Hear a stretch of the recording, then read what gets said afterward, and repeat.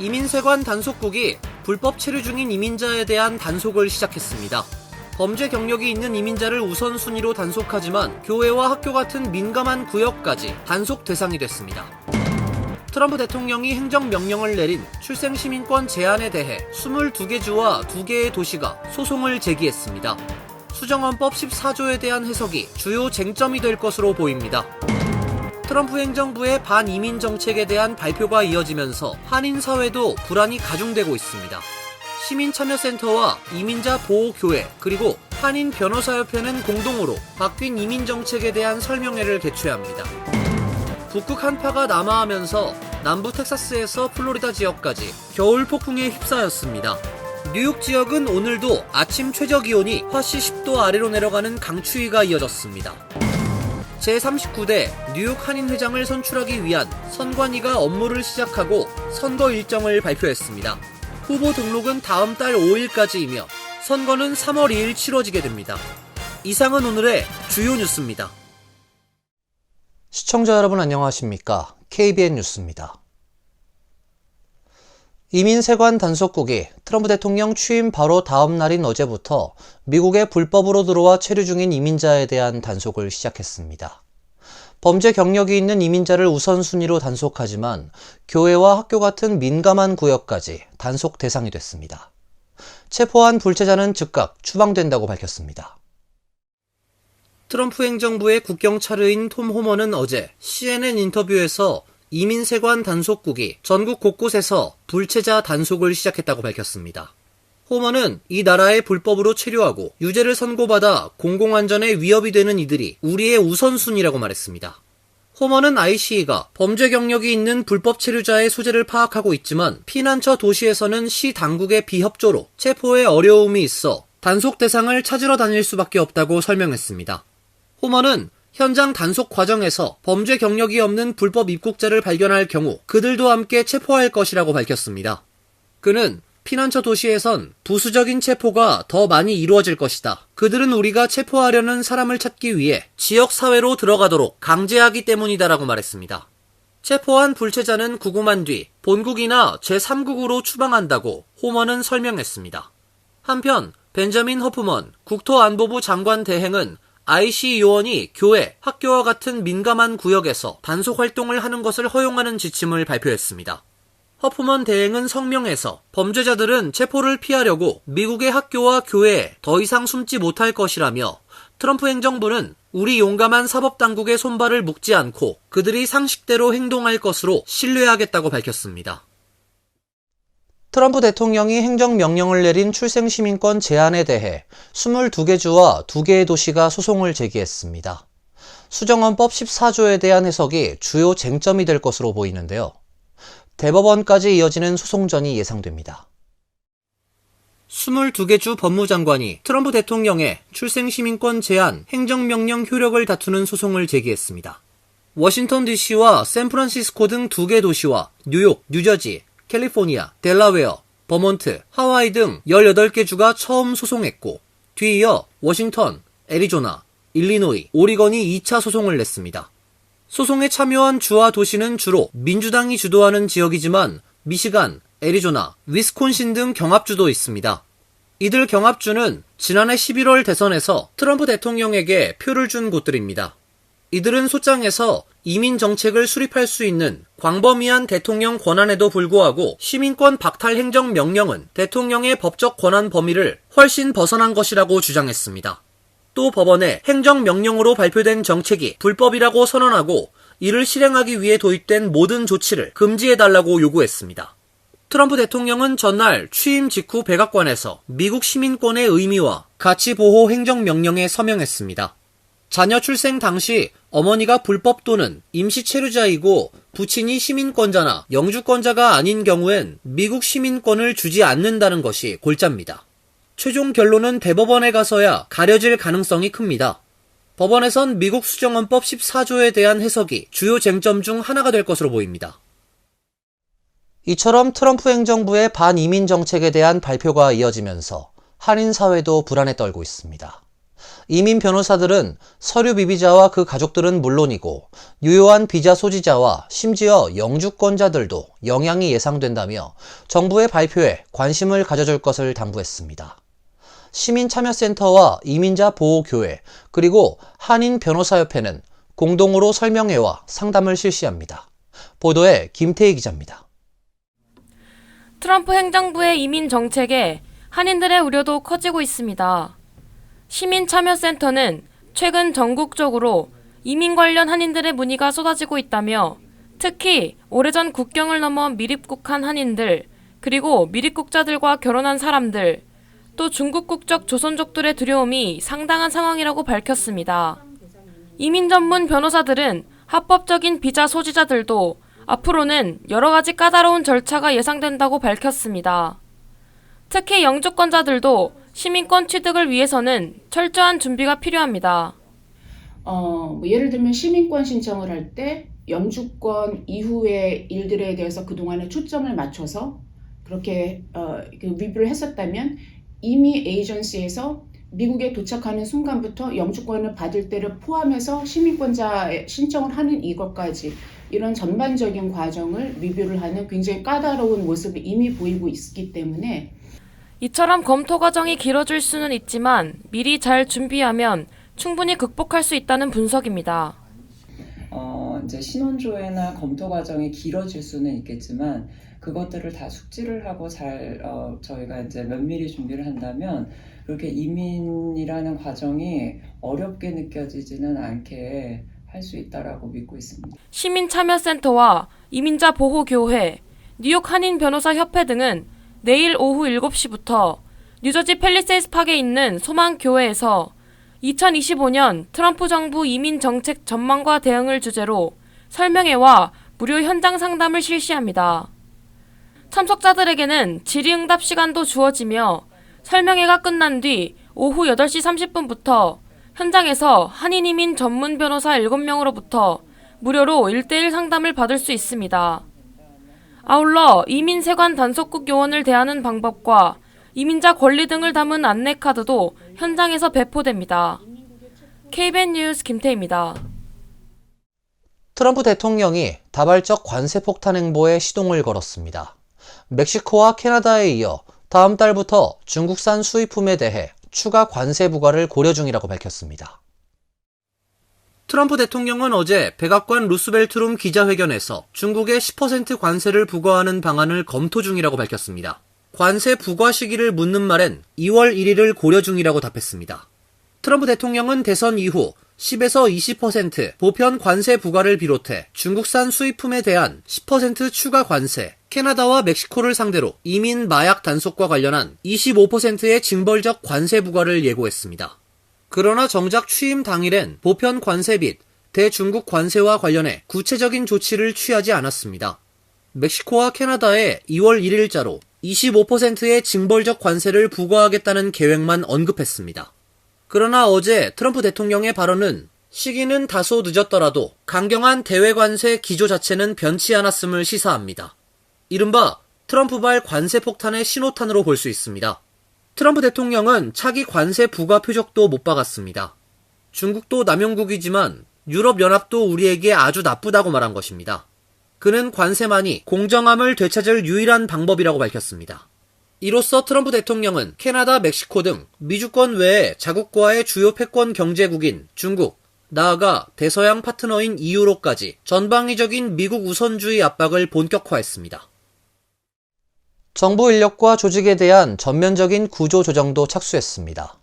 연방 공무원 신규 채용을 중단시키고 채용 내정 발령 취소를 지시하는 한편 수습기간 중인 공무원들의 명단과 개인별 평가 결과를 제출토록 했습니다.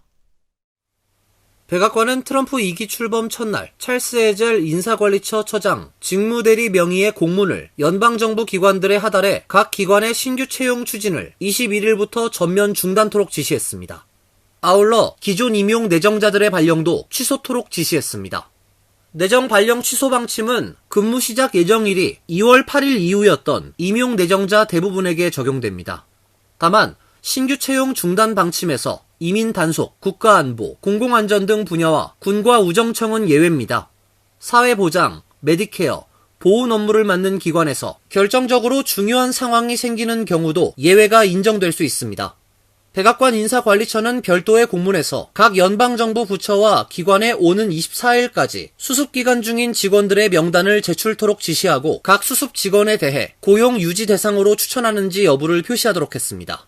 대개 1에서 2년인 수습기간이 끝나지 않은 연방 공무원들은 신분 보장이 되지 않습니다. 인사관리처는 또 각 연방정부 기관에 오늘 오후 5시 이전에 다양성, 형평성, 포용성 업무를 담당해온 직원 전원에게 강제 유급휴직 발령을 내리도록 지시하는 공문을 발송했습니다. 조직 차원의 구조 조정도 시작한 것으로 보입니다. 워싱턴 포스트는 보건복지부, 식품의약청, 질병통제예방센터, 국립보건원 등 보건 분야 정부기관들에 근무하는 직원들이 외부 발표를 전면 중단하라는 지시를 받았다고 전했습니다. 북극 한파가 남하하면서 남부 텍사스에서 플로리다 지역까지 겨울 폭풍에 휩싸였습니다. 고속도로가 폐쇄되고 항공기 운항도 차질을 빚고 있습니다. 뉴욕 지역은 오늘도 아침 최저기온이 화씨 10도 아래로 내려가는 강추위가 이어졌습니다. 기상청은 어제 텍사스 동남부 휴스턴에서 플로리다 서부, 조지아주 남동부에 이르는 멕시코만 연안 지역에 겨울 폭풍 경보를 일제히 발령했습니다.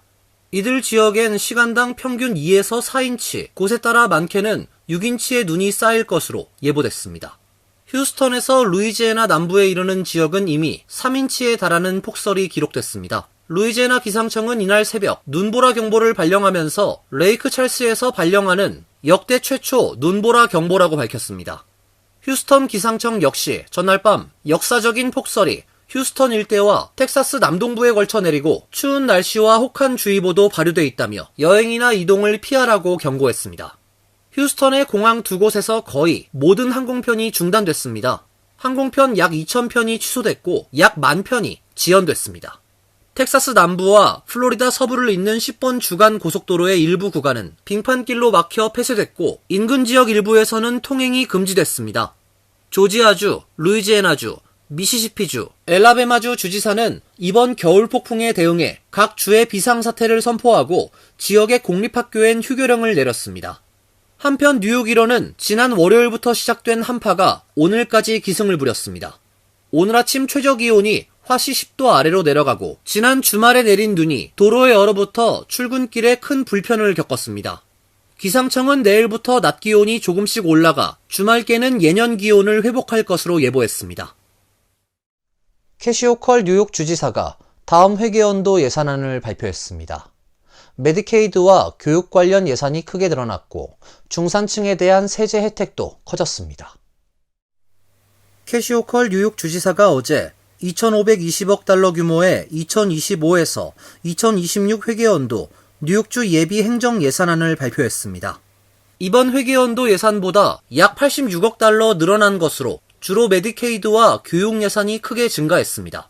메디케이드 예산엔 354억 달러를 배정했습니다. 지난 회계연도보다 43억 달러 증가한 것으로 메디케이드 가입자가 증가하고 코로나19 관련 연방 지원 프로그램이 만료됨에 따른 조치로 보입니다.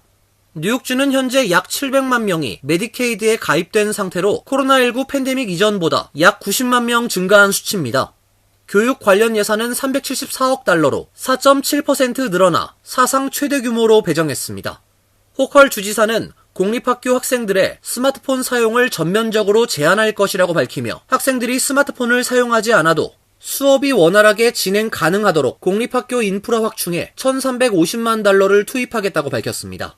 뉴욕 주민들이 급등하는 생활비를 감당할 수 있도록 각종 세금 혜택도 확대할 계획입니다.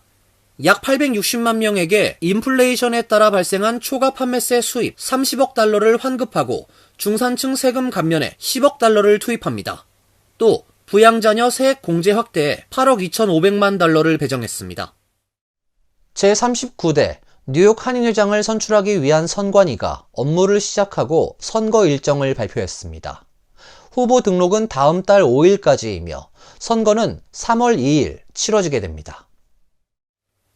뉴욕 한인회 선거관리위원회는 최근 플러싱 민주평통 뉴욕협의회 사무실에서 제39대 뉴욕 한인회장 선거를 위한 선관위 업무를 시작했습니다. 선관위가 공개한 선거 일정에 따르면 올해 뉴욕 한인회장 선거는 오는 3월 2일 치러집니다. 투표 시간은 오전 7시부터 오후 8시까지입니다. 이 후보자 등록 및 서류 교부 기간은 오는 30일부터 내달 5일까지며 맨해튼 뉴욕 한인회관 6층에 위치한 뉴욕 한인회 선거관리위원회 사무실에서 할 수 있습니다. 후보 자격은 만 35세 이상인 뉴욕 한인회 회원으로 미국 시민권 또는 영주권 소지자여야 합니다. 또 범죄 기록, 정신장애 등 결격 사유가 없어야 합니다. 후보 등록 시에는 입후보 등록 신청서와 100명 이상의 추천서, 신원조회 신청 동의서, 당선 후 임기 동안 발생하는 모든 경상비에 대한 본인 및 배우자의 재정 보증서, 당선 후 뉴욕 한인회관을 담보로 하는 은행 융자에 대해 개인이 보증하겠다는 각서 등의 서류를 제출해야 합니다.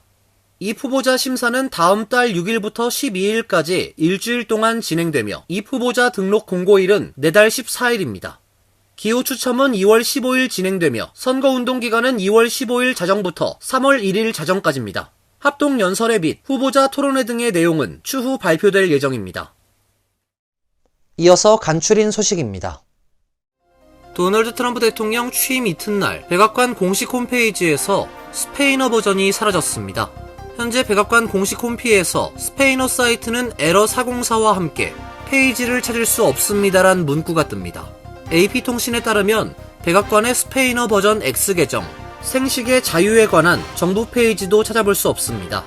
다만 노동부, 법무부, 농무부와 같은 다른 정부기관의 스페인어 페이지는 여전히 운영 중입니다.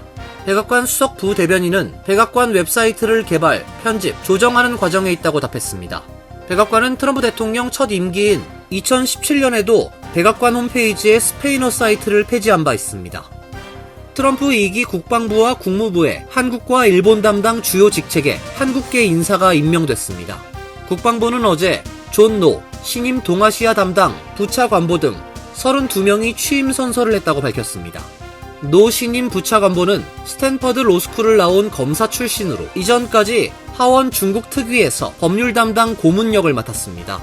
국무부 동아태국 부차관보에도 한국계 케빈 김이 임명됐습니다.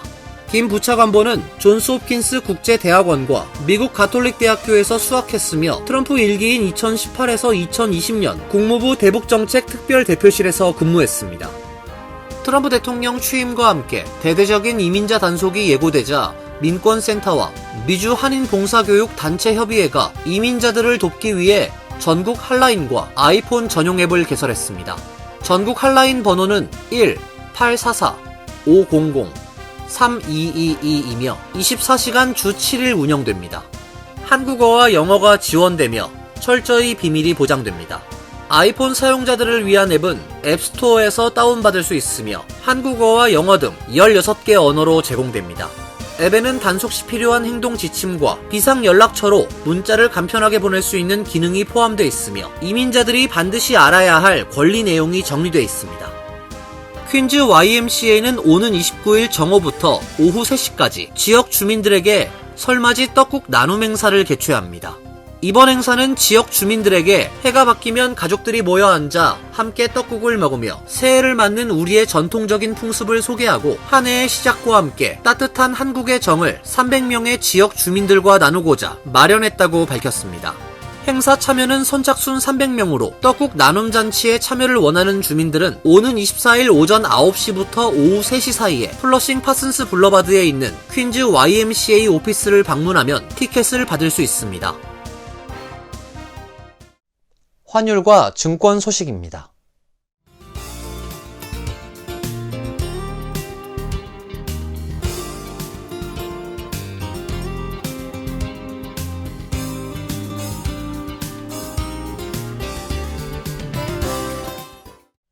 이어서 날씨입니다. 내일도 대체로 맑은 날씨가 예상됩니다. 낮 최고 기온 30도, 섭씨 영하 1도, 밤 최저 기온 21도, 섭씨 영하 6도로 예상됩니다. 금요일은 맑고 화창한 날씨가 예보돼 있습니다. 토요일과 일요일도 맑은 날씨가 예상됩니다. 이상으로 KBN 뉴스를 마칩니다. KBN과 함께 즐거운 시간 되시길 바랍니다. 미 동부 최대 한인방송 KBN이 제작하는 KBN 뉴스는 웹사이트 mykbn.com, 그리고 유튜브와 페이스북에서 다시 보실 수 있습니다. 좋아요, 구독, 알림 설정은 뉴스 제작에 큰 도움이 됩니다.